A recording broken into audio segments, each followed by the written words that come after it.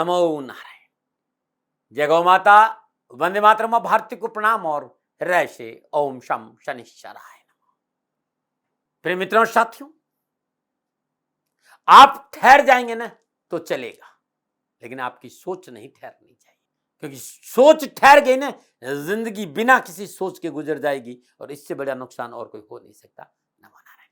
मेरा छोटा सा निवेदन, मेरे आराध्य शनिदेव 29 अप्रैल रात में अपनी मूल त्रिकोण राशि कुंभ में प्रवेश कर रहे हैं। 30 साल के बाद अपनी मूल त्रिकोण राशि कुंभ में प्रवेश, और जिस तरह की ग्रह योग है, इतने सुंदर महासंयोग में 30 अप्रैल 2022 शनि अमावस्या महोत्सव श्री शनिधाम शनि तीर्थ क्षेत्र असोला फतेहपुर बेरी में आपका स्वागत। करिए शनि भगवान के दर्शन, पूजन, तेलाभिषेक, संपूर्ण कष्टों से छुटकारा।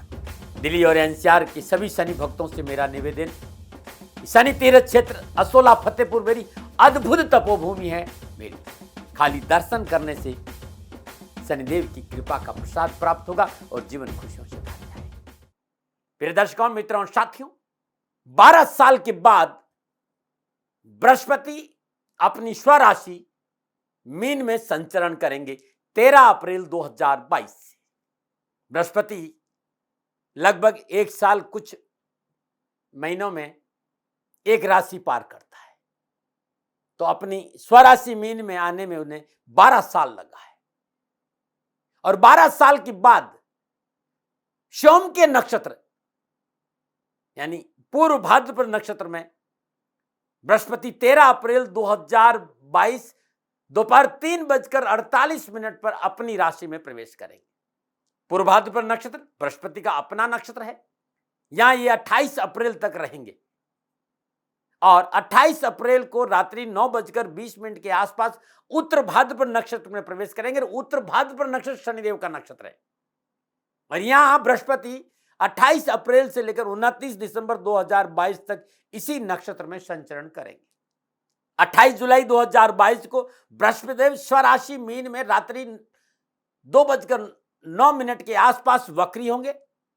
28 जुलाई से 23 नवंबर 2022 तक बृहस्पति वक्री अवस्था में स्वराशि मीन में संचरण करेंगे, यानी 118 दिन या लगभग 4 महीने 6 दिन के आसपास बृहस्पति देव वक्री अवस्था में मीन राशि में संचरण करेंगे। क्योंकि बृहस्पति देव अपनी स्वयं की राशि में है, अपने स्वयं के नक्षत्र में है और वक्री अवस्था में ग्रह का चेष्टा बल बढ़ जाता है, तो इन 4 महीनों में भी बृहस्पति लाभदायक फल प्रदान करेंगे। बृहस्पति का यह राशि परिवर्तन कि 12 साल के बाद मीन राशि में प्रवेश 12 राशियों पर क्या प्रभाव डालेगा, इस विषय पर आऊंगा। लेकिन इस विषय पर आऊं उससे पहले कुछ कहना चाहता हूं। यदि आप ये सुनना नहीं चाहते हैं, आपको लगता है कि वीडियो बड़ा हो रहा है, तो फोन में भी व्यवस्था है, यूट्यूब पे भी, इसको फॉरवर्ड करके आप राशिफल पे आ जाए। लेकिन जानना बहुत जरूरी है बृहस्पति को, क्योंकि मानव जीवन पर देवगुरु बृहस्पति का अपना एक प्रभाव है। जीवन के सुख, स्वास्थ्य, समृद्धि, सकारात्मकता बिना देवगुरु बृहस्पति की कृपा से मिल नहीं सकती। यदि हम लोगों की जन्मकुंडली में बृहस्पति अनुकूल है, हमारी जीवन की गाड़ी सुगमतापूर्वक अपनों के साथ आगे बढ़ जाती है। भारतीय ज्योतिष में बृहस्पति देव को 9 ग्रहों में सबसे शुभ ग्रह माना है। बृहस्पति देव संयम, शील, धर्म के कारक ग्रह है। ज्योतिषीय ग्रंथों में बृहस्पति देव को साधुवर्ती, आध्यात्मिकता, दिव्यता, ब्रह्म विद्या से संबंधित माना है। और वैदिक ज्योतिष बृहस्पति को आकाश तत्व का से जोड़ती है। बृहस्पति का विशेष गुण है विशालता, विकास, कर्म, धर्म, दर्शन, ज्ञान, समृद्धि, इसके कारक हैं बृहस्पति देव। बृहस्पति अनुकूल है, सात्विक गुणों का विकास होगा, समाज में मान और प्रतिष्ठा बढ़ेगी, उच्च पदों में प्राप्ति होगी। एक राशि में लगभग 12 या 13 महीने के आसपास बृहस्पति संचरण करते हैं। किसी भी जातक के जीवन में होने वाले शुभ कार्य के लिए बृहस्पति देव को काफी अनुकूल माना गया है। बृहस्पति देव अनुकूल नहीं, शुभ कार्य नहीं होंगे। बृहस्पति देव के साथ पास 2 राशियां हैं, धनु और मीन। धनु राशि अग्नि तत्व राशि है और मीन राशि जल तत्व राशि है, और उसके साथ ही जल तत्व राशि कर्क में है। बृहस्पति देव ऊंच के होते हैं, जबकि शनिदेव की राशि मकर में बृहस्पति देव की जो अवस्था है वो नीच अवस्था रहती है। लाल किताब बृहस्पति देव को ब्रह्मा और मानव के भीतर में हवा का कारक माना है। बृहस्पति देव अज्ञान के पथ से मानव को हटाकर जीवन की पूर्णता की ओर प्रेरित करते हैं। लगन में बृहस्पति है तो पूर्ण जन्मांक शुभ माना जाता है। विद्वानों की राय है कि लगन में विराजमान बृहस्पति वैभव देता है, सुख देता है, शांति देता है। यदि लगन में प्रतिकूल अवस्था में भी है तो चमत्कारी गुण उसके अंदर रहते ही रहते हैं। बृहस्पति देव शुभ ग्रहों से दृष्ट हो, शुभ फल प्राप्त होते।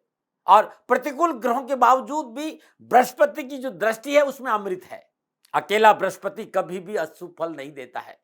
गुरुवार के दिन इनका व्रत रखा जाता है, गुरुवार इनके लिए शुभ माना जाता है। जन्मांग में 2, 5, 7, 9 और 11 भावों में शुभ फल देता है। इसके साथ ही काल पुरुष की कुंडली में बृहस्पति को 12वें भाव का कारक भी माना है। सूर्य, चंद्र, मंगल बृहस्पति के मित्र है। बुध बृहस्पति से शत्रुता रखते हैं, लेकिन बृहस्पति ज्ञान का कारक है, बुध बुद्धि का कारक है। इसलिए मैं कई बार यह देखता हूं कि शोध में ऐसा मिला है कि बृहस्पति और बुध में भी कोई ज्यादा टकराव नहीं है, क्योंकि ज्ञान के बिना बुद्धि का कोई महत्व नहीं और बुद्धि के बिना ज्ञान का क्या महत्व रहेगा। तो दोनों आपस में पूरक है। रही शुक्र की बात, शुक्र स्वयं आचार्य पद पर विराजमान है। एक आचार्य दूसरे आचार्य का सम्मान करता है। केतु कर्म फल दाता है, तो बृहस्पति की शनि से भी, शनिदेव कर्म फल दाता है, तो बृहस्पति का शनिदेव से भी कोई शत्रुता नहीं है। अब रही राहु और केतु की, तो राहु कार्मिक ग्रह है।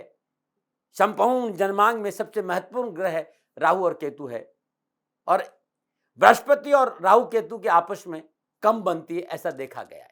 काल पुरुष की कुंडली में बृहस्पति 9वें और 12वें भाव में स्वगरी माना जाता है। बृहस्पति 4थे घर में ऊंच का होता है और 10वें घर में नीच का होता है। बृहस्पति अध्यात्म शिक्षा का कारक है।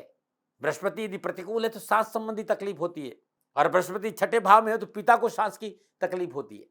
वे लोग जिन्हें शिक्षा संबंधी क्षेत्र में कुछ परिवर्तन करना चाहते हैं, उनके लिए बृहस्पति क्या संकेत दे रहा 2022 में? क्या 2022 में नया व्यापार शुरू होगा? क्या नौकरी लगेगी? क्या प्रमोशन मिलेगा? क्या राजनीतिक वर्ष तो राजनीतिक सफलता मिलेगी? क्या सामाजिक सेवाओं का अवसर मिलेगा? क्या घर में होगी बरकत? क्या परिवार के सदस्य एक साथ बैठ पाएंगे? क्या शादी विवाह के मसले हल होंगे? क्या अविवाहितों का विवाह होगा? क्या तलाक की स्थिति टलेगी? क्या घर में आएगा पैसा? क्या संतान को मिलेगी सफलता? ये सारी बातें देवादिदेव बृहस्पति देव के क्षेत्र में आती है। अब हमको झांकना होगा अपने भीतर में, हम कहां खड़े, हमारा क्या लक्ष्य है? क्या देवगुरु बृहस्पति लक्ष्य प्राप्ति में सहायक सिद्ध होंगे या फिर आएगी बाधा? ये था बृहस्पति देव के बारे में मेरे कुछ विचार। फिर मैं कहना चाहता हूं, जब रास्तों में कदम डगमगाने लगे तो एक नजर खुद के हालात पर डाल लेना, अपने आप ही कदम मंजिल की तरह चल पड़ेंगे। अब बृहस्पति देव का 12 राशियों पर क्या प्रभाव रहेगा, यह महत्वपूर्ण विषय है। बृहस्पति देव अपनी राशि में है, और अपनी राशि में बैठकर इनकी 3 दृष्टियां भी है, 5, 7 और 9। सारे विषय पर मैं आपको चर्चा करूंगा। शुरू करते हैं राशिफल। ये जो राशिफल है ये आपकी चंद्र राशि, आपकी नाम राशि पर आधारित है, लेकिन बहुत सी विधाओं का समावेश इसमें है। नक्षत्र गणना भी है, लगन को भी देखा है मैंने। जो सूत्र मैं जानता हूं अपने जीवन में, वो सारे सूत्र मैंने इस फलादेश में लगाए हैं। मित्रों, साथियों, राशिफल पुरुषों के लिए भी है, महिलाओं के लिए भी है, बुजुर्गों के लिए और बच्चों के लिए भी है। मेरा छोटा सा निवेदन, मेरे आराध्य शनिदेव 29 अप्रैल रात में अपनी मूल त्रिकोण राशि कुंभ में प्रवेश कर रहे हैं। 30 साल के बाद अपनी मूल त्रिकोण राशि कुंभ में प्रवेश, और जिस तरह की ग्रह योग है, इतने सुंदर महासंयोग में 30 अप्रैल 2022 शनि अमावस्या महोत्सव श्री शनिधाम शनि तीर्थ क्षेत्र असोला फतेहपुर बेरी में आपका स्वागत। करिए शनि भगवान के दर्शन, पूजन, तेलाभिषेक, संपूर्ण कष्टों से छुटकारा। दिल्ली और एनसीआर के सभी शनि भक्तों से मेरा निवेदन, शनि तीर्थ क्षेत्र असोला फतेहपुर बेरी अद्भुत तपोभूमि है मेरी। खाली दर्शन करने से शनिदेव की कृपा का प्रसाद प्राप्त होगा और जीवन खुशियों से भर जाएगा। प्रिय दर्शकों, मित्रों और साथियों, बृहस्पति की राशि परिवर्तन का वृश्चिक राशि पर क्या प्रभाव रहेगा, इस विषय को लेकर आपके सामने हूं। वृश्चिक राशि वालों के लिए बृहस्पति देव दूसरे और पंचम भाव के स्वामी होकर पंचम भाव में स्वराशि मीन में सूर्य के साथ इस समय विराजमान है। बृहस्पति देव की पंचम पूर्ण दृष्टि नवम भाव में अपनी उच्च राशि कर्क पर है। सप्तम दृष्टि कन्या राशि 11वें भाव पर है, और नवम दृष्टि वृश्चिक राशि लगन भाव पर है। मतलब इससे अच्छी शुभ दृष्टि क्या होगी? नवम भाव पर है, लाभ भाव पर है और लगन भाव पर है। तो बृहस्पति की देव की यह दृष्टि वृश्चिक राशि वालों के लिए 12-25 है। 28 जुलाई से 23 नवंबर के बीच बृहस्पति देव वक्री अवस्था में स्वराशि मीन में पंचम भाव से संचरण करेंगे। दूसरा यानी धन भाव, पंचम यानी शिक्षा का भाव, लर्निंग का भाव, स्वामी होकर त्रिकोण भाव में पंचम राशि स्वराशि मीन में बृहस्पति का संचरण लाभ और सफलता का संकेत है। पंचम पूर्ण दृष्टि भाग्य स्थान पर और सप्तम पूर्ण दृष्टि लाभ भाव पर और नवम लगन पर। कैरियर, कारोबार, रोजगार, नौकरी और आर्थिक, इन सारी चीजों में सफलता के योग वृश्चिक राशि के नजर आ रहे हैं। परंतु नक्षत्र गणना इस बात का संकेत है कि रिश्तों को लेकर संवेदनशीलता बरतनी होगी। स्थान हानि करो जीवा। पंचम भाव शिक्षा का भाव है, तो पढ़ाई पर ध्यान देना होगा, ये बहुत जरूरी है। रिलेशन को लेकर मर्यादाओं का पालन बहुत जरूरी है। और कई निजी संबंध आपके हैं तो पवित्रता बहुत जरूरी है। धोखा आपको नुकसान देगा।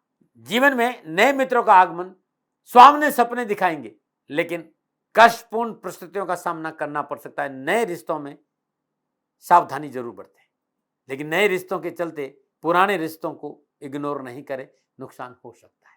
सफलता के साथ साथ, क्योंकि पंचम भाव में बैठा और जिस भाव में बैठता है उस भाव की हानि करता है, ये बताना बहुत जरूरी था। शिक्षा के क्षेत्र में सफलता के लिए थोड़ी मेहनत करनी पड़ी। आर्ग्यूमेंट, आपकी तर्क क्षमता काबिले तारीफ होगी। लेकिन फिर भी एक बात कहूंगा, सब कुछ ठीक है, लेकिन संतान से रिश्ते नहीं बढ़ रहे।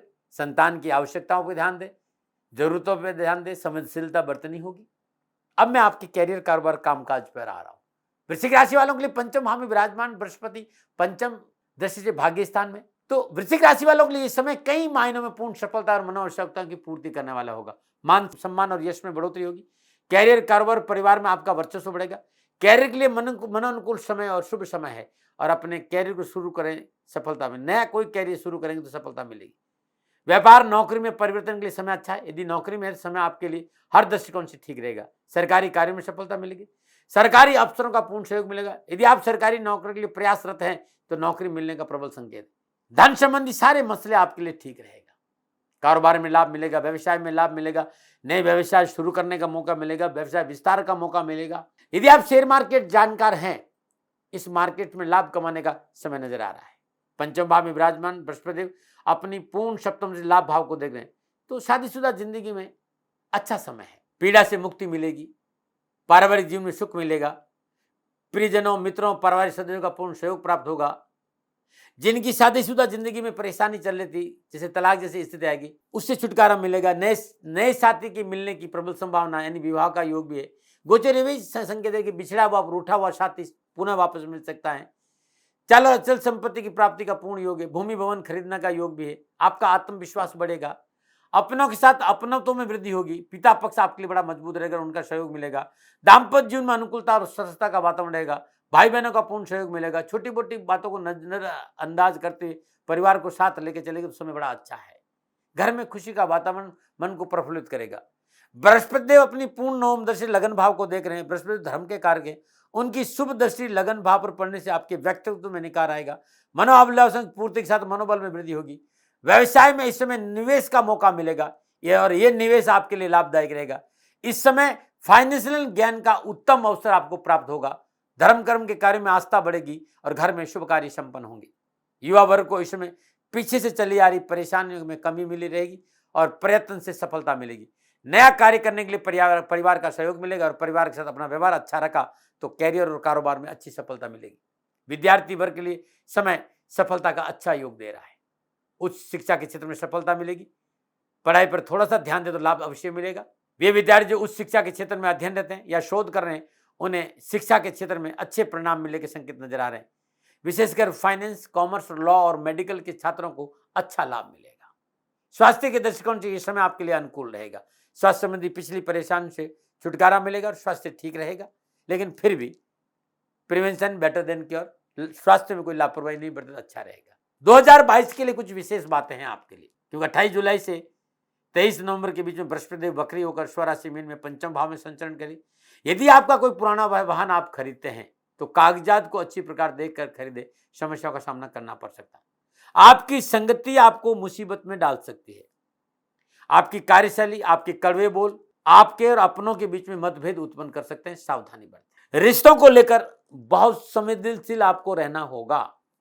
ये रिश्ते आपको बर्बाद कर सकते हैं यदि नैतिकता का दामन पकड़ के नहीं रखा तो। अब क्या उपाय करें? मेरा छोटा सा निवेदन, मेरे आराध्य शनिदेव 29 अप्रैल रात में अपनी मूल त्रिकोण राशि कुंभ में प्रवेश कर रहे हैं। 30 साल के बाद अपनी मूल त्रिकोण राशि कुंभ में प्रवेश और जिस तरह की ग्रह योग है, इतने सुंदर महासंयोग में 30 अप्रैल 2022 शनि अमावस्या महोत्सव श्री शनिधाम शनि तीर्थ क्षेत्र असोला फतेहपुर बेरी में आपका स्वागत। करिए शनि भगवान के दर्शन पूजन तेलाभिषेक, संपूर्ण कष्टों से छुटकारा। दिल्ली और एनसीआर के सभी शनि भक्तों से मेरा निवेदन, शनि तीर्थ क्षेत्र असोला फतेहपुर बेरी अद्भुत तपोभूमि है मेरी।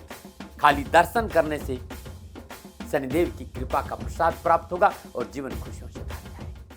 वृश्चिक राशि वालों, हर रोज प्रातःकाल नित्य कर्म स्नान उपरांत आटे के पेड़े में जो आटे का जो लोई होती है उसमें पेड़ा डाल, दूध से बना पेड़ा नहीं होता, आटे की लोई में दूध से बना हुआ पेड़ा डालकर अपने ऊपर से एंटी क्लॉकवाइज 7 बार उसारी और गाय को खिला दीजिए। ये गुरुवार को करे या हर रोज करे तो अच्छा लाभ मिलेगा।